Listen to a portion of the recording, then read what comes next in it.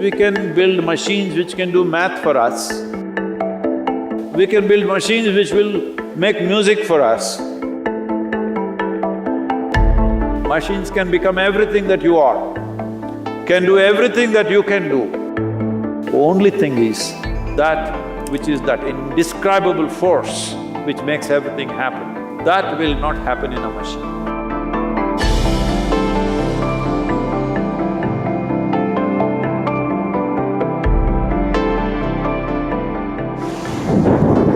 Experts say that human intuitions are essentially biochemical responses of our body.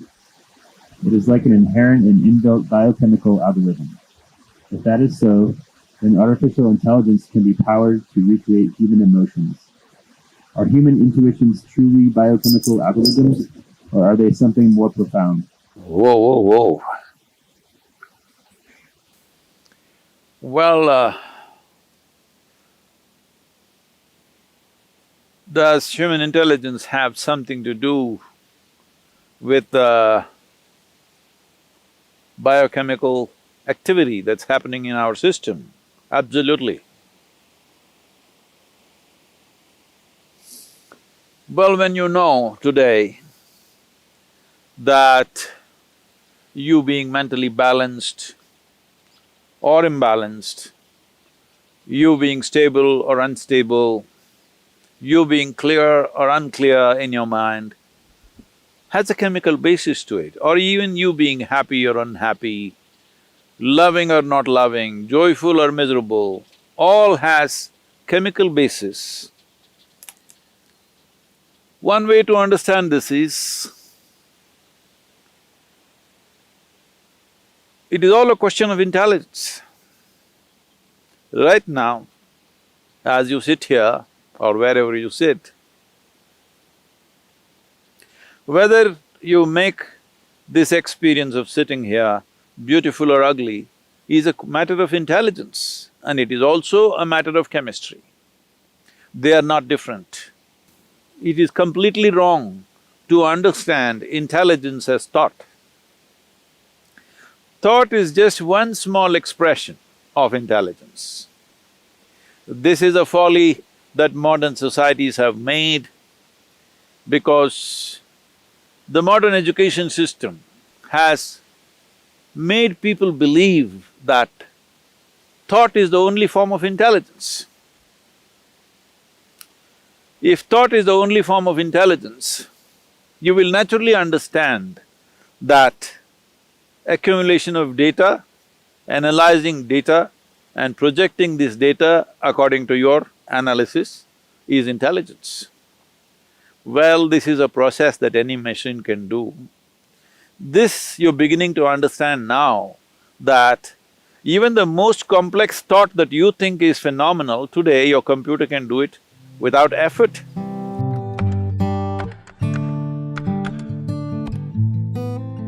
Do you see a simple calculator can do more mathematics than your teacher can do? Your computer can do much more mathematics than any mathematician can do. So, obviously, what you thought is a very difficult intellectual process is being processed by a machine far more easily than you can imagine. Now, people argue, but mathematics is one thing, literature is a different thing, music is a different thing.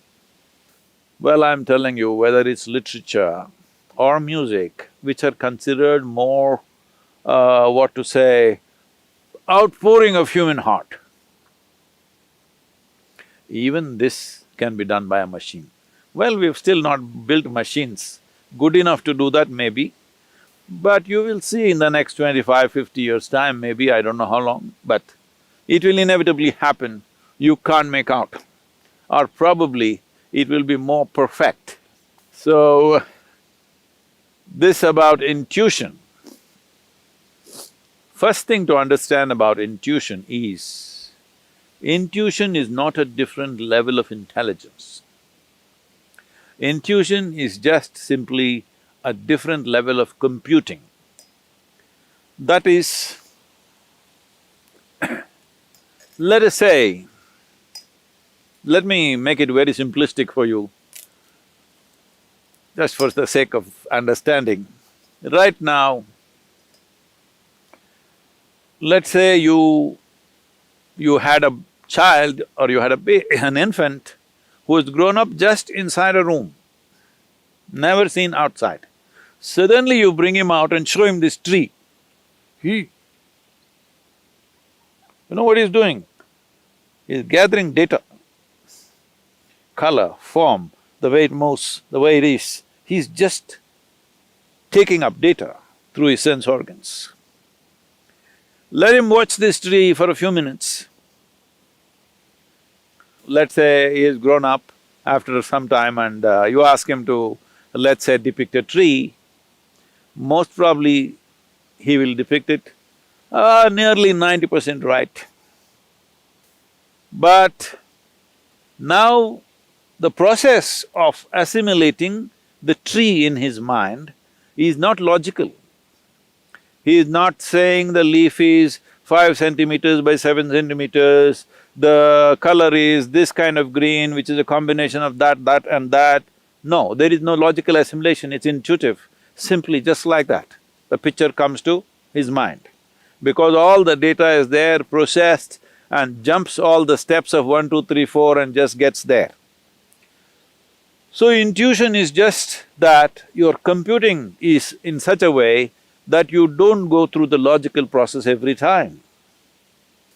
So intuitive means your computing is skipping the logical steps and arriving at the answer, which is definitely a more sensible way to conduct your life. Is this just a biochemical algorithm? Well, I would say 100% yes. So, when we say biochemical algorithm, it is in a constant flux, you can set it the way you want. By genetics, by culture, by external influences, it's set one way. But if you are conscious, you can set it in another way. So is it just biochemical algorithms? When you say it is just, you are thinking that, am I just a mechanical process? Well, there is a mechanism. The question is whether this mechanism is conducted consciously or not. Right now, there is an intellect, there is an intuitive dimension, and there are deeper levels of intelligence, which is the basis of the making of the creation itself, the very source of creation. That intelligence is also embedded within you. The question is only at what level of access are you? Hey, everybody has an arm like this, all right? Now, can everybody use their arm the same way? No. Different people use it different ways. Somebody is a ball player, he uses it one way. Somebody is a writer, he uses it another way. Somebody is an artist, he uses it another way. Somebody is a yogi, he uses it another way because you have figured out certain aspects of life, somebody else has figured out another aspect of life. Depending upon how you apply yourself, accordingly, your biochemical algorithm is constantly changing. It is not a set process. Well, there are certain settings, because otherwise you won't have a starting place. Like I already said, genetics, cultural influences, Samskriti, that is generations of learning that's happened within you. All these things put together, there is a certain algorithm, but it is not set, it is fluid. You can change it every moment of your life. So your intuition, what kind of intuition do you have? People are just doing guesswork all the time and thinking it's intuition. No, if you want to develop intuition, first thing is, you must learn how to simply sit here, fully alert and not thinking about anything. Somebody was asking me, Sadhguru, when you're riding, what are you thinking about? Why the hell am I thinking about anything? I'm just riding. That's why I'm still alive because the kind of risks that I've taken on two wheels, I'm still alive because I don't think a damn thing. If you know how to simply sit here, alert but unthinking, oh, how is that possible? I'm asking, how is it possible for you to think when so much is happening out here? If you pay attention, you will not think. So the most important aspect of life is your attention, not your thoughts. This is what a child who saw the tree for the first time did. Attention. If your attention is on all the time, without any kind of judgments about what is this, what is that, simply attention, not thought, just attention, you will naturally become intuitive. Human attention can open up any door in the universe, but the attention should become free from judgmental process. That means, from the limited data that you've gathered, you should not go on judging everything around you. Because even if you think you know everything, the data that you have gathered is very, very limited. If you observe this tree for one whole year, the entire process of it dropping leaves and putting back new leaves and everything, still I'm telling you, you do not even know a small percentage of what the tree is. If you want to understand the biochemical algorithm of that tree, we do not know how long it will take for you to grasp that. So this is a much, much more complex mechanism than the tree. So definitely this, if you spend a lifetime paying attention to this, still what you know is very little. But if as you become more and more conscious, you determine the biochemical algorithms. That means you determine the nature of the experience. But now the question was, can we build machines like this? Yes, we can. As we can build machines which can do math for us, we can build machines which will write stories for us, we can build machines which will make music for us, we can build machines which are intuitive in nature. So, this is a very valid question. This is a question that needs to be looked at more profoundly than just talking about intuition or emotion. It needs to be looked at as a life process, because life process is such, there is no separation between intelligence, intuition, thought, beat of the heart, function of the liver, function of the kidney, or what the spleen is doing, what the brain is doing, there is no differentiation. It is one seamless function. To grasp it that way is most important. Only then you will know life, only then you will experience life to its fullest. Only then you will find that you will be speechless about life because there is no word. What is there?